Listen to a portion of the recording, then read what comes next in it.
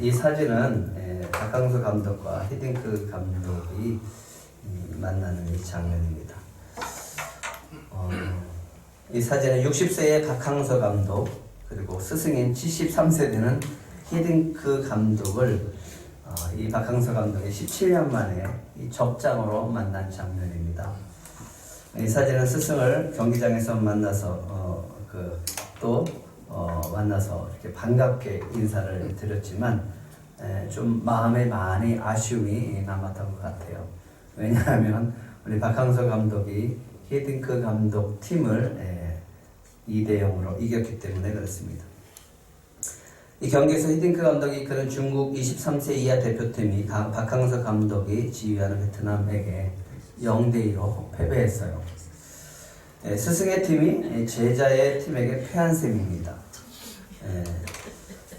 근데 박항서 감독은 히딩크 감독이 2002년 한일 월드컵 4강 신화를 만들 때 수석 코치로 함께 호흡을 맞췄던 분입니다. 스승과 경기장에서 17년 만에 만났어요. 얼마나 감격이 새로울까요? 감격이 복받치겠죠? 그래서 이렇게 눈물을 흘리십니다. 60세 된 어르신인데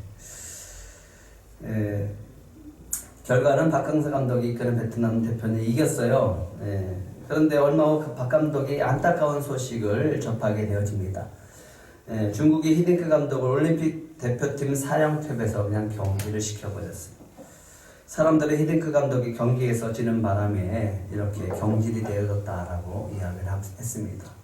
이 소식을 듣고 이 박항서 감독이 인터뷰 가운데 이런 얘기를 했어요. 저는 저의 스승인 히딩크 감독이 경기에서 지는 바람에 경질됐다고 생각하지 않습니다. 그것은 결과의 문제입니다. 모든 감독이 받아들여야 할 문제이며 나도 언젠가는 경질될지 모릅니다. 히딩크 감독은 뛰어난 분이십니다. 내가 결코 넘을 수 없는 산입니다. 내 능력은 히딩크 감독을 따라갈 수 없습니다. 라고 인터뷰를 그렇게 하셨습니다. 그러면서 이 사진에 대해서 해명을 하시는 거예요. 사람들이 왜 그렇게 많이 우냐고 묻는데 오해입니다. 사실 저 눈물샘에 문제가 있어서 수술해야 되는데 오해입니다. 이렇게 시간이 없어서 그렇다고 그렇게 얘기를 하는 거예요. 자주 눈물을 닦는 행동을 하지만 오해하지 마세요. 나도 가끔 울기도 하지만 그렇게 많이 울지는 않습니다. 이렇게 인터뷰를 하는데 어르신인데 이렇게 나이가 있으시는 분인데 좀 귀엽다는 생각이 듭니다. 그런데 인터뷰 마지막 말씀에 그 말씀이 저에게 큰 감동으로 다가왔습니다. 이런 말씀을 했습니다. 감독이 자주 우는 것은 좋지 않습니다. 이 말을 하는데 가슴에 좀 뭉클해지는 거예요. 뭐냐면 이 감독의 자리에 그 무게가 저한테 확 다가오는 거예요. 감독이기 때문에, 지도자이기 때문에 이 감당해야 될 책임이 있구나라는 것이 느껴지는 거죠. 그래요. 감독, 지휘자는 결과에 대해서 책임을 줄 수 있어야 됩니다. 그래서 때로는 잘못하면 경질도 당하는 겁니다. 골을 넣었을 때 이 두 분의 특징이 있습니다. 막 바깥을 경기장으로 막 뛰어가요. 그래서 그 기쁜 표현을 마음껏 표현하는 것을 보게 되어집니다. 때로는 주먹을 불끈 쥐고 막 손을 이렇게 치면서 그렇게 환호하는 그런 모습도 보게 되어집니다. 근데 지금은요. 선수들의 패배한 그 모습을 보면 어떻게 할까요? 같이 울어야 되나요? 아니에요. 감독은 그들을 감싸안고 위로해주고 격려해주고 다시 경기를 할 수 있도록 그렇게 세워주는 것이 지도자요 감독입니다. 눈물이 날 때도 있습니다. 감독이 눈물 날 때도 있죠. 하지만 감독이라면 그 눈물도 참을 수 있어야 감독이라고 하는 거죠. 그래서 감독이 자주 우는 것은 좋지 않습니다 라고 하는 그 말씀에 이 모든 무게가 느껴져서 저에게 감동이었습니다. 왜 감동으로 다가올까를 다시 한번 생각해 봤어요. 왜 이것이 나에게 감동으로 다가올까? 바로 주님이 우리 교회가 이제 새로운 출발을 하는 이 시점에서 주시는 말씀이 있습니다. 아까 광고 시간에도 말씀을 드렸습니다. 두 가지예요. 하나는 리더자로 세워라. 지도자로 세워라라고 하는 거예요. 그래서 새로운 관점을 저에게 주시는 거예요. 우리 교회에 새로운 관점을 주십니다. 뭐냐면 지도자라고 하는 관점이에요. 어떻게 하면 지도자로 세울까? 어떻게 하면 리더자로 세울까라고 하는 이 관점으로 보게 되어집니다. 그 새로운 관점이 바로 지도자의 관점입니다. 주님은 저와 여러분을 지도자로 세우시기를 원하십니다. 그래서 제가 요즘 성경을 볼 때 어떤 관점으로 보냐면 하나님이 이 성경의 인물을 어떻게 세우시는가 그 과정들을 살펴봅니다. 그 말씀을 가지고 요즘은 묵상하게 되어집니다. 모세를 어떻게 세우시나, 아론과 그 아들들을 어떻게 세우시는가, 이스라엘의 지파의 지도자들을 어떻게 세우시는가, 이런 것들을 보게 되어집니다. 그리고 주님한테 물었어요. 어떤 말씀을 우리가 가지고 출발을 해야 됩니까? 어떤 말씀을 가지고 출발해야 될까라고 물었을 때 성령께서 주시는 감동은 바로 여호수아였습니다. 이 말씀을 가지고, 그래서 이 감동을 가지고 새롭게 출발해 보려고 합니다. 그래서 2주 전 여호수아가 어떤 믿음을 가지고 그가 가나안 땅으로 들어가는지에 대해서 우리가 말씀을 나눴습니다. 다시 한번 이 말씀을 우리의 말씀으로 주는 것으로 믿고 고백해 봤으면 좋겠습니다. 민수기 14장 8절 9절 두 구절을 한번 같이 읽겠습니다. 시작. 여호와께서 우리를 기뻐하시면 우리를 그 땅으로 인도하여 들이시고 그 땅을 우리에게 주시리라. 이는 과연 젖과 꿀이 흐르는 땅이니라.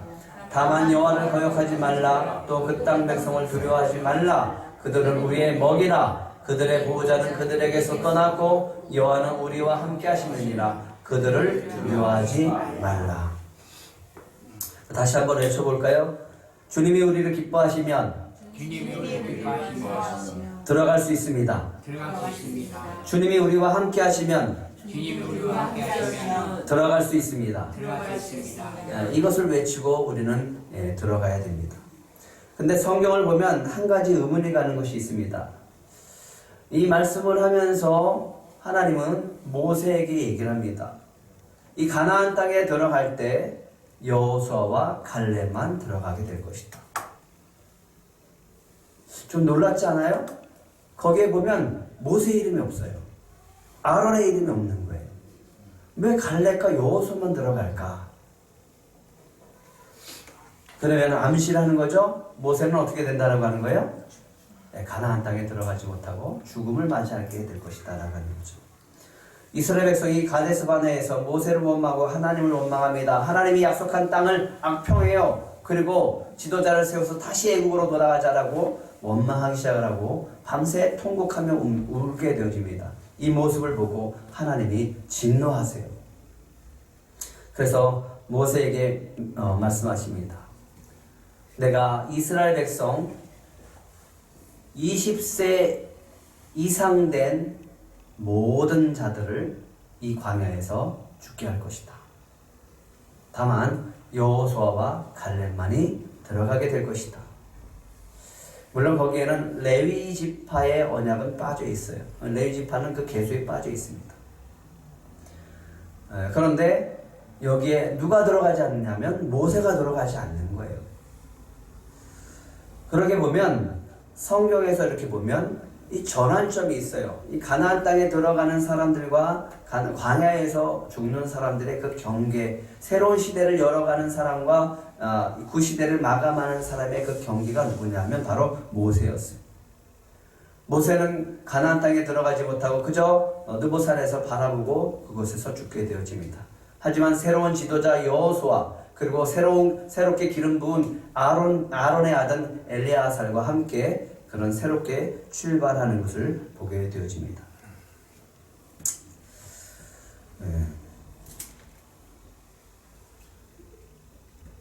모세가 못 들어가요. 무슨 사건이 있었냐면 가데스에서 하나님께서 이렇게 얘기를 합니다. 물이 없어서 원망하는 백성들 앞에서 너는 반석에게 명하여 물을 내라 이렇게 얘기를 합니다. 하지만 모세가 화를 냅니다. 이스라엘 백성 앞에서 화를 내요. 그렇게 온유했던 사람이 하나님 그 백성 앞에서 화를 냅니다. 우리가 너희를 위하여 이 반석에서 물을 내라 하고 하면서 반석을 쳐서 물을 내므로 말미암아 약속의 땅으로 들어가지 못하게 되어집니다. 아론과 모세의 죽음은 이제 새로운 시대를 열어가는 사인으로 보여지게 되어집니다. 모세는 느보산에서 올라가서 생을 마감하게 되어집니다. 이스라엘의 위대한 지도자 모세가 죽게 되어집니다. 이제 새로운 시대가 열렸어요. 하지만 여호수아는 이 새로운 시대를 맞이하면서 두려움이 생기기 시작하는 거예요.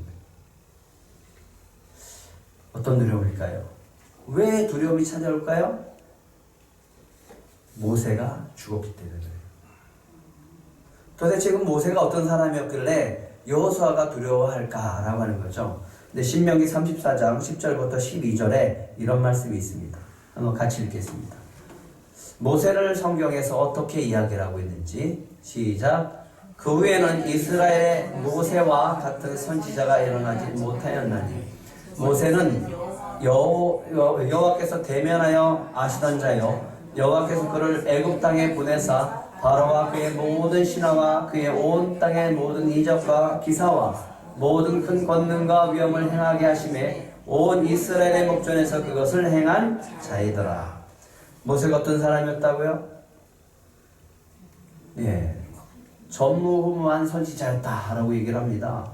예, 그 이유를 하나님이 직접 어떻게 한 사람이다? 예, 대면하여 아시던 자다. 대면했어요.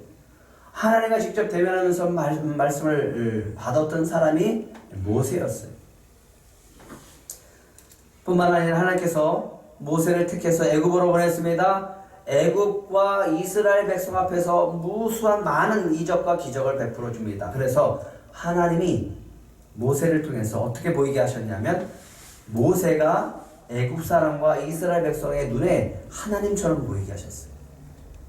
그렇게 큰 능력을 행했던 사람이 바로 모세였습니다. 홍해를 건너게 했어요.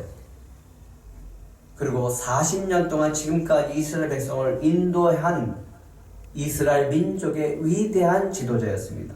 이런 민족의 지도자가 죽었어요. 여호수아가 후계자예요. 어떤 마음이 들까요? 지난 40년 동안 여호수아는 모세 옆에서 지켜봤던 사람이에요. 모세의 지도력을 받던 사람이에요. 하나님이 모세를 얼마나 위대하게 썼는지 지켜봤던 사람입니다.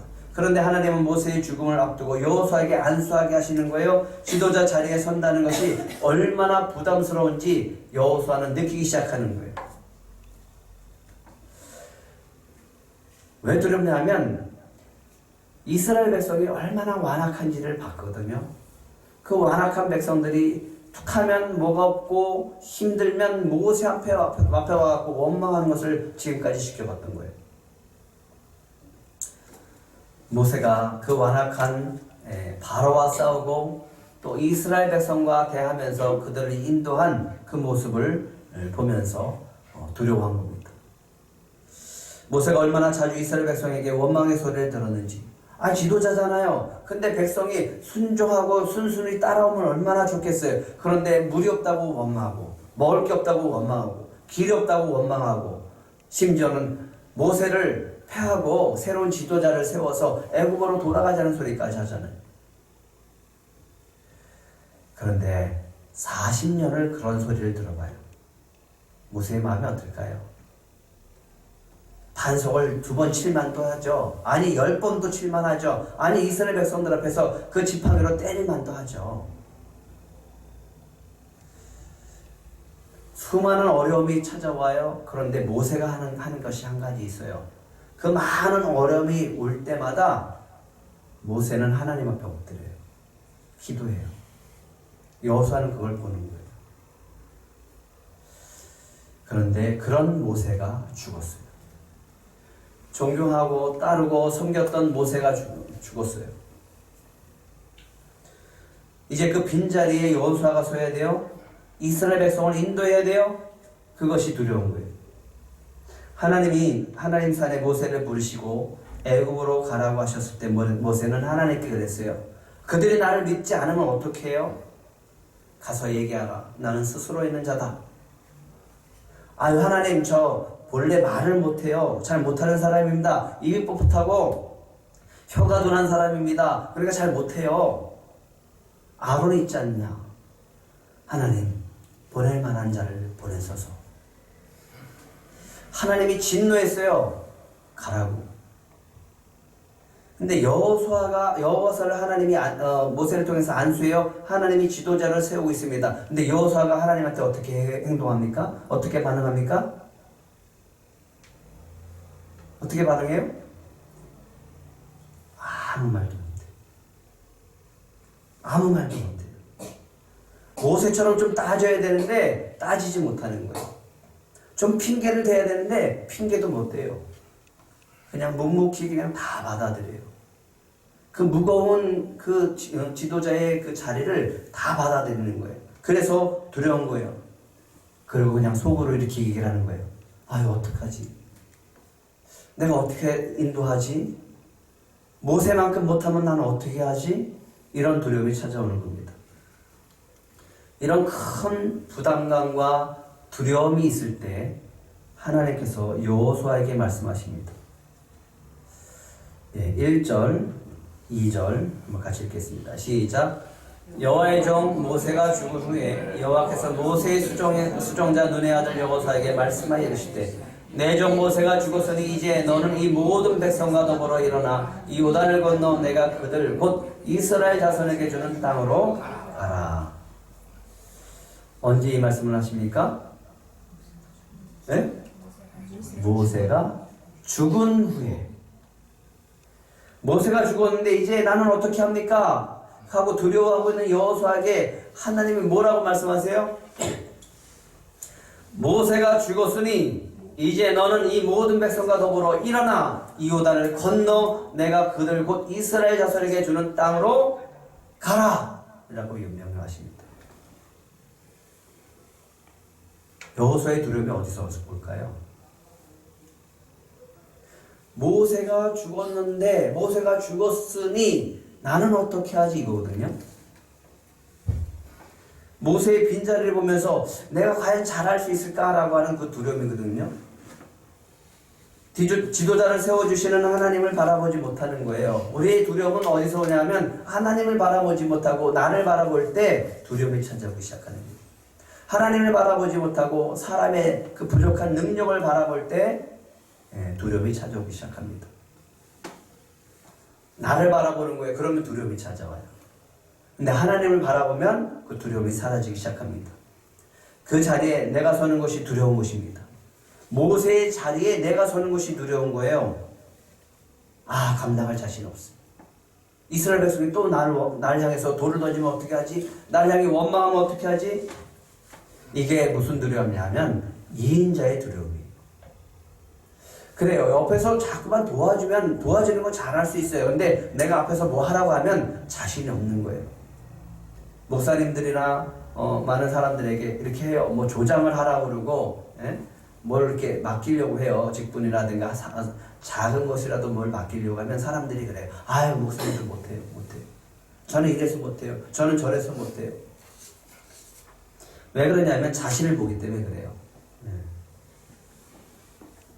심지어 우리 그 세미나 할 때 거기에 조장을 뽑는데도 목사님들 그래요. 서로 못한다고 이렇게 얘기해요. 그러면서 그 사람들이 하는 말이 있어요. 여러분들이 그러더라고요. 목사님 저는 누구를 세워주면 저는 그 사람을 잘 보필할 자신이 있습니다. 2인자로서는 잘 할 수 있는데 1인자 되는 건 저는 못하겠어요. 이런 분들이 참 많아요. 모세의 종이었던 여호수아의 두려움은 계속 종으로 살고 싶은 마음인 거예요. 모세처럼 지도자로 나아가기가 힘든 거예요. 모세처럼 잘해낼 수 있을까라고 하는 그런 두려움이 찾아왔습니다. 하나님께서 우리 교회에 주신 비전이 있습니다. 작은 영혼 꿈꾸는 교회들에게 꿈과 희망을 주는 교회로 세우시겠다라고 말씀하십니다. 그런데 저는 늘 믿음이 부족해서 이렇게 하나님께 반문했어요. 아유 하나님 우리 교회도 작은데 아유 하나님 우리도 작은 영혼인데 어떻게 우리 꿈꾸는 교회 작은 교회들에게 우리가 꿈과 희망을 줄 수 있는 교회가 되어지겠습니까? 아유, 저도 이렇게 부족한데 저 사람에게, 저런 사람들에게 무슨 꿈과 희망을 줄 수 있겠습니까? 그런데 지난해 믿음이 부족한 저에게 그것을 극복할 수 있는 믿음을 주셨어요. 지하 성전에서 2층 성전으로 옮겨주시는 놀라운 은혜가 있어서 도저히 불가능한 게 아니구나, 하나님이 하시면 된다라고 하는 믿음이 생겼습니다.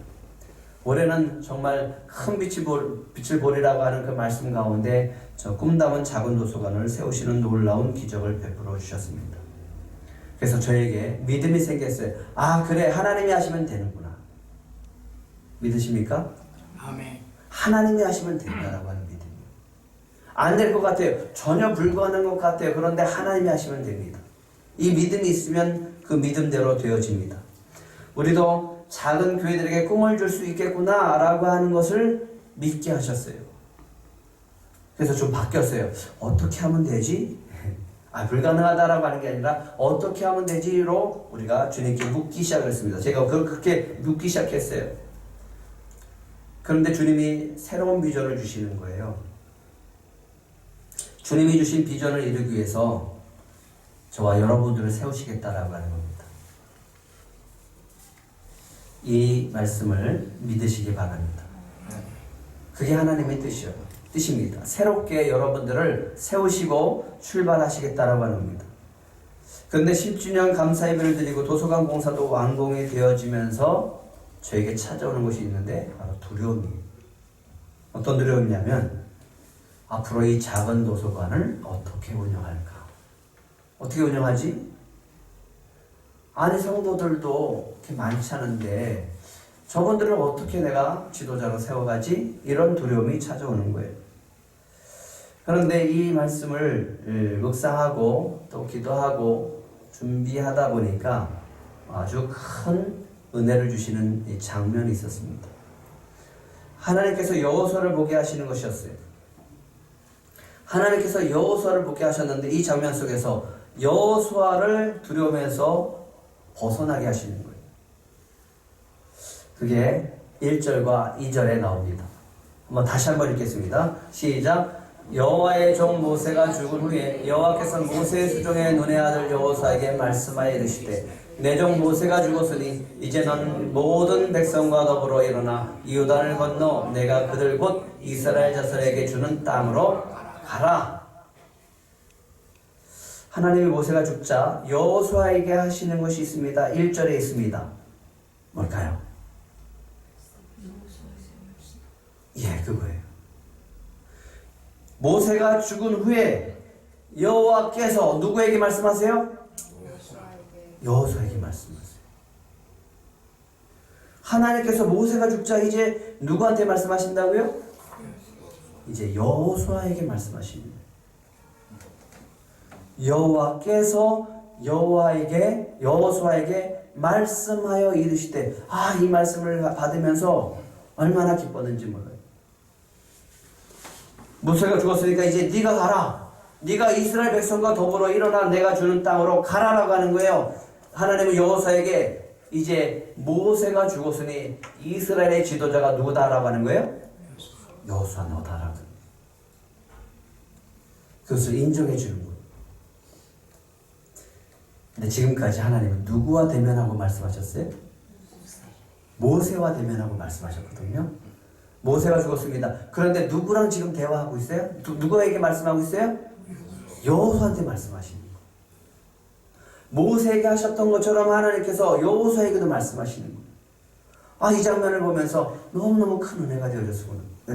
은혜가 되어졌어요. 말씀하시는구나.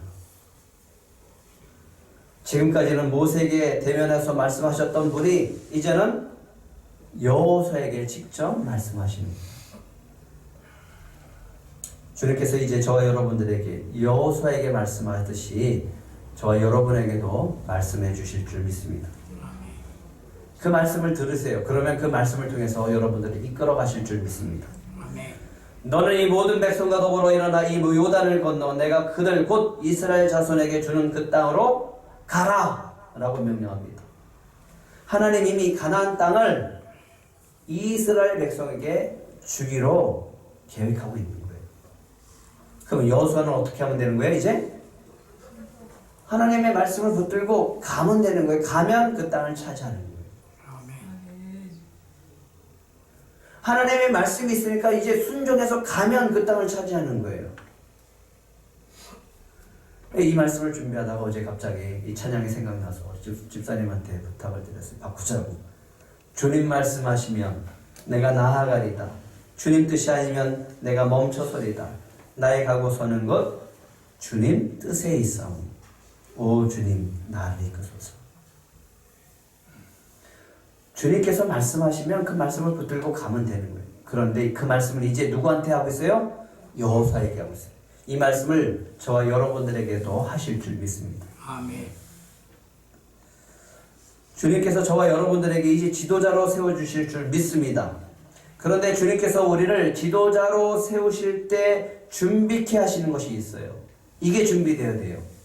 그것이 바로 날마다 주님의 말씀을 듣고 주님의 말씀에 인도함을 받는 겁니다. 하나님께서 새로운 지도자 여호수아에게 새 마음을 준비케 하십니다. 강하고 담대하라. 그 담대함이 어디서 나옵니까? 하나님 말씀에서 나오는 거예요. 7절, 8절 한번 같이 읽겠습니다. 시작. 오직 강하고 극히 담대하여 나의 종 모세가 내게 명령한 그 율법을 다 지켜 행하고 우로나 좌로나 치우치지 말라. 그리하면 어디로 가든지 형통하리니 이 율법책을 내 입에서 떠나지 말게 하며 주야로 그것을 묵상하여 그 안에 기록된 대로 다 지켜 행하라. 그리하면 내 길이 평탄하게 될 것이며 내가 형통하리라. 아멘. 하나님이 세우신 지도자의 그 지도력이 어디서 나온다고요? 하나님 말씀에서 나오는 거예요. 우리의 능력에서 나오는 게 아니라 하나님의 주시는 그 지도자로 세우시는 그 사람의 지도력은 하나님 말씀에서 나오는 거예요. 아무리 우리가 능력이 없고 부족할지라도 하나님의 말씀은 능력이 있는 줄 믿으시기 바랍니다. 아멘. 왜냐하면 그 하나님이 하시겠다라고 하는 뜻이기 때문에 그렇습니다. 그 말씀을 입에서 떠나지 않게 하고 주야로 묵상할 때 그 능력이 나오는 거예요. 믿으십니까? 아멘. 여러분들이 입에서 항상 하나님의 말씀이 묵상되어지고 선포되어지고 나와야 되는 겁니다. 아멘. 뿐만 아니라 그 지도력은 어디서 나오느냐? 말씀을 지켜 행할 때 지도력이 나옵니다. 여러 목사님들을 관찰해봐요. 어떻게 저분은 저렇게 훌륭하게 목회를 할까? 또 어떤 분은 어떻게 저렇게 설교를 잘할까? 어떻게 목회를 저렇게 잘하실까? 근데 제가 보기에 정말 말씀을 설교를 잘 못하시는 것처럼 보여져요. 말씀도 어눌하고. 근데 부흥되는 교회가 있어요. 두 가지 타입을 봤어요. 평택에 있는 교회의 어떤 목사님이래요. 그거는 이야기로 들었는데 중간에 코 밑에 언층이라고 합니까? 그 수술을 하신 목사님이신데 발음이 이렇게 잘 좋지가 않아요. 성도들이 듣는 것도 어려워요. 근데 교회가 부흥하는 거예요.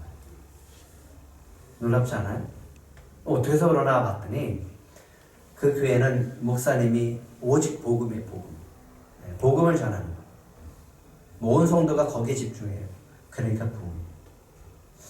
또 하나는 설교는 뭐 그렇게 훌륭한 것 같지는 않아요. 근데 어떻게 저렇게 목회를 잘하시고 부흥할까? 성도들이 하나가 될까라고 했는데 보니까 그 목사님이 잘하는 게 하나 있어요. 뭐냐 하면 말씀대로 하시는 거예요. 말씀을 지켜 가시는 거예요. 세상 살아가면서 목회하면서 말씀대로 그냥 말씀을 순종해서 살아가는 거예요. 그랬더니 교회가 부흥이 되어집니다. 지도력은 어디서 나오느냐? 내 입에 말씀이 있을 때, 하나님 말씀이 내 입에서 나올 때, 그 하나님의 말씀을 지켜 행할 때 바로 지도력이 나오는 줄 믿으시기 바랍니다. 저는 소망해요. 우리 교회 성도들이 그런 지도자들로 세워줄 줄 믿습니다. 요즘 박정재 목사님이 우리 교회를 자랑하고 다니십니다.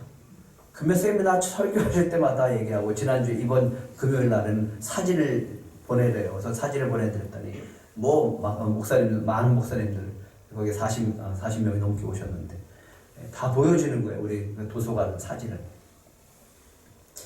그리고 지난주에는 이사장님 교회에서 설교 시간에 자랑했다라고 얘기를 하더라고요. 목사님이 기뻐서 막 여기저기서 자랑하고 계시는 거예요.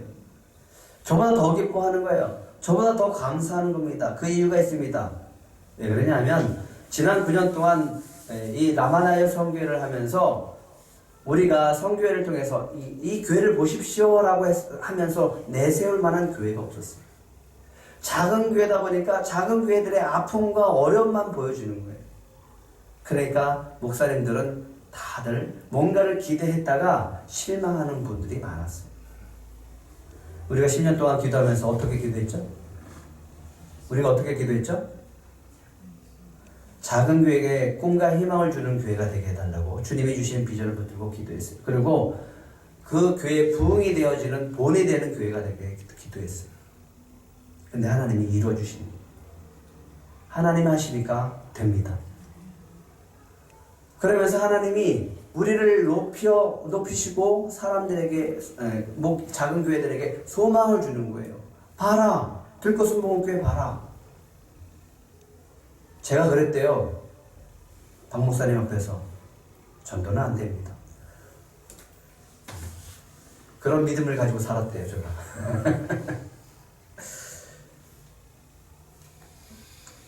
과정을 이야기할 수밖에 없어요. 하나님이 주신 마음을 저에게 말씀하셨고, 저는 그 목사님의 말씀에 순종해서 10일 금식하고 돌아와서 곧바로 기도하는 가운데 송수민 간사에게 연락이 왔고, 그래서 기도하면서 우리가 해피빈을 모금하기 시작을 했습니다. 그래서 해피빈이 900만 원이 채워졌습니다. 근데 놀라운 것은 그렇게 하다가 예산을 가지고 시작해 보려고 그냥 우리 생각 속에서 책꽂이 몇 개 놓고 책만 꽂으면 도서관이 되겠지라는 생각을 했어요. 근데 하나님의 생각은 완전히 새로운 거였어요. 그리고 도산에서 얼마 후원 받았냐면 4천만 원 후원 받았어요. 책값 900만 원. 그래서 거의 5천만 원이 들어갔어요. 우리는 하나도 헌금한 거 좀 들어간 거 외에는 우리가 헌금한 못한 게 없어요. 이것을 보면서 저와 박 목사님이 깜짝 놀라는 거죠. 그리고 고민하게 되어집니다. 이거 어떻게 된 것일까? 그러면서 하나님이 우리가 기도한 것을 들어주시고 이제 하나님의 그 비전이 우리를 통해서 드러나게 하시는구나. 그러면서 목사님들이 얘기합니다. 목사님 한번 방문해도 좋겠습니까? 오시라고. 그런 목사님들이 여기저기서 이야기하고 있습니다. 이제 주님께서 저와 여러분들에게 더 구체적으로 말씀하실 것입니다. 이 말씀이 자꾸 가슴에 울려요. 요즘 너무너무 많이 자주 울려요. 귀에 있는 자는 성령이 교회들에게 하시는 말씀을 들을지어다. 귀에 있는 자는 성령이 교회들에게 하시는 말씀을 들을지어다. 성령께서 말씀하십니다. 저 여러분에게 말씀하시고 이 교회를 향해서 말씀하십니다. 날마다 주시는 말씀을 여러분들 입에서 떠나지 않게 하세요. 주의 안을 묵상하시기 바랍니다. 그리고 지켜 행하시기 바랍니다. 그러면 반드시 저와 여러분을 들어서 이 시대 지도자로 사용해 주실 줄 믿습니다. 하나님께서 여호수아에게 두려움을 확 날려주시는 말씀 한 구절이 있습니다. 5절입니다. 같이 읽겠습니다. 시작. 내 평생에 너를 능히 대적할 자가 없으리니 내가 모세와 함께 있었던 것 같이 너와 함께 있을 것입니다. 내가 너를 떠나지 아니하며 버리지 아니하리니. 왜 하나님이 여호수아에게 이 말씀하셨을까요? 왜 하나님은 이 말씀을 여호수아에게 지금 하고 계실까? 모세가 죽은 이 시점에서 여호수아에게 왜 이 말씀을 하고 계실까? 여호수아가 어떤 두려움을 갖고 있기에 이 말씀을 하실까? 역으로 생각해 보면 알아요. 내가 모세와 함께 있었던 것 같이 너와 함께 있을 것입니다. 내가 너를 떠나지 아니하며 버리지 아니할 것이다. 그럼 바꿔서 해보세요. 하나님이 그동안 여호수아가 봤던 하나님, 여호수아가 봤던 이 이스라엘 백성의 모습은 어땠을까?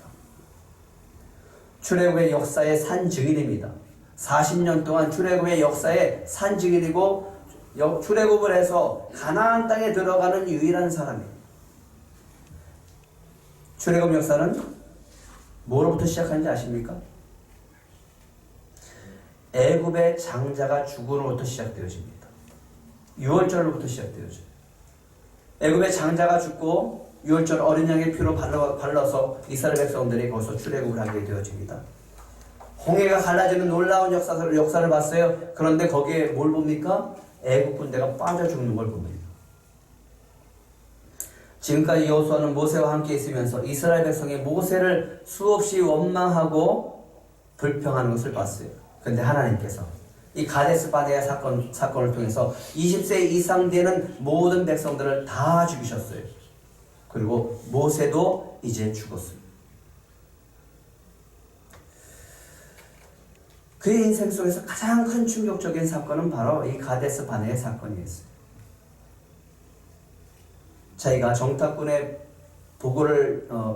정탐꾼으로서 보고할 때 사람들은 자기를 돌로 치려고 했어요. 그렇게 통곡하면서 원망했던 백성이 수없이 죽어갔어요. 하나님이 말씀하십니다. 너의 시체가 이 광야에 엎드려질 것이라. 여호수아 갈렙 외에 너희 중에서 20세 이상에 계수된 자 곧 나를 원망한 자 전부가 이 광야에서 다 죽게 되리라. 이 말씀을 했을 때 여호수아가 기뻐했을까요? 할렐루야 나는 들어간다 이렇게 했을까요? 38년 동안 그 기쁨으로 살았을까요? 38년 동안 수많은 장정만 60만 명이 넘는 사람들이 죽어가는 것을 매일 봤어요. 그리고 모세도 죽었습니다. 어떤 두려움이 있을까요? 네? 혹시 나도 버려지는 거 아닐까? 혹시 나도 하나님께 이렇게 죽는 건 아닐까? 하는 두려움이 있는 거예요. 여호수아에게 가장 큰 충격은 이 가데스 바네아 사건들을 통해서 모세도 들어가지 못하고 모세의 그 거룩함을 드러내지 못함으로 말미암아서 모세까지도 가나안 땅을 들어가지 못하는 거였어요. 그렇다면 나는 과연 잘할 수 있을까? 나도 버려지는 것은 아닐까? 혹시 나도 하나님이 버리고 떠나는 건 아닐까? 이 백성이 혹시 하나님 앞에 다시 원망하면 하나님 이 백성도 버리시는 건 아닐까라는 두려움이 있는 거예요. 그런데 하나님은 오늘 뭐라고 얘기를 하십니까? 5절 한번 다시 읽겠습니다. 시작. 내 평생에 너를 능히 대적할 자가 없으리니 내가 모세와 함께 있었던 것 같이 너와 함께 있을 것이니라. 내가 너를 떠나지 아니하리며 버리지 아니할 것이다. 하나님이 말씀하십니다. 내 평생에 너를 능히 대적할 자가 없을 것이다. 이스라엘 백성도 아니 저 가나안 백성들도 너를 대적하지 못할 것이다. 내가 모세와 함께 있었던 것처럼 여기에 큰 은혜가 되어지는 거예요. 누구와 함께 있었던 것처럼요? 모세와 함께 있었던 것처럼 함께 있겠다라고 하는 거예요. 이 약속의 말씀이 들어오는 거예요. 아, 그러십니까? 정말 더 강조하십니다. 내가 너를 떠나지 아니하며 버리지 않을 것이다. 그래서 얘기합니다. 강하고 담대하라. 강하고 담대하라. 올해 저에게 주신 믿음이에요. 그리고 계속 주시는 말씀이에요. 그리고 새롭게 출발하는 데 있어서 주시는 말씀입니다. 9절 한번 같이 읽겠습니다. 9절 시작. 내가 내게 명령한 것이 아니냐. 강하고 담대하라. 두려워하지 말며 놀라지 말라. 내가 어디로 가든지 내 하나님 여호와가 너와 함께하느니라 하시니라. 이 말씀이 여호수아에게 임하니까 여호수아가 즉각적으로 반응합니다. 여호수아가 일어납니다. 그리고 백성의 지도자를 불러요. 그리고 11절에 이렇게 명령합니다. 같이 읽겠습니다. 시작. 진죽에 돌아다니며 그 백성에 명령하여 이르기를 양식을 준비하라. 사흘 안에 너희가 이 요단을 건너 너희 하나님 여호와께서 너에게 주사 차지하게 하신 땅을 차지하기 위하여 들어갈 것임이라 하라. 준비해라. 들어가자. 담대신 거예요.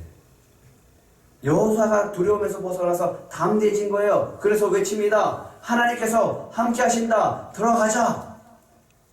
이제 양식을 준비해요. 성령께서 오늘 저와 여러분들에게 그리고 이 교회에 주시는 말씀입니다. 11절 한번 다시 읽겠습니다. 다시요. 시작. 신중에 도로다니며 그 백성에 명령하여 이르기를 양식을 준비하라. 사흘 안에 너희가 이 요단을 건너 너희 하나님 여호와께서 너희에게 주사 차지하게 하시는 땅을 차지하기 위하여 들어갈 것이니라 하라. 이제 새 마음을 준비하세요. 그 마음은 강하고 담대한 마음입니다. 그리고 여러분들이 날마다 해야 될 것이 있습니다. 여러분들의 입속에 항상 하나님의 말씀을 담고 살아가세요. 그리고 그 말씀을 묵상하시고 그 말씀을 지켜 행하십시오. 그러면 반드시 저와 여러분들을 통해서 놀라운 지도력을 발휘하시고 우리를 써서 정말 작은 영혼 꿈꾸는 교회들에게 꿈과 희망을 주는 그런 교회로 세우실 줄 믿습니다. 이 믿음을 가지고 새롭게 출발하는 저와 여러분들이 되시기를 축복합니다. 잠시 기도하겠습니다.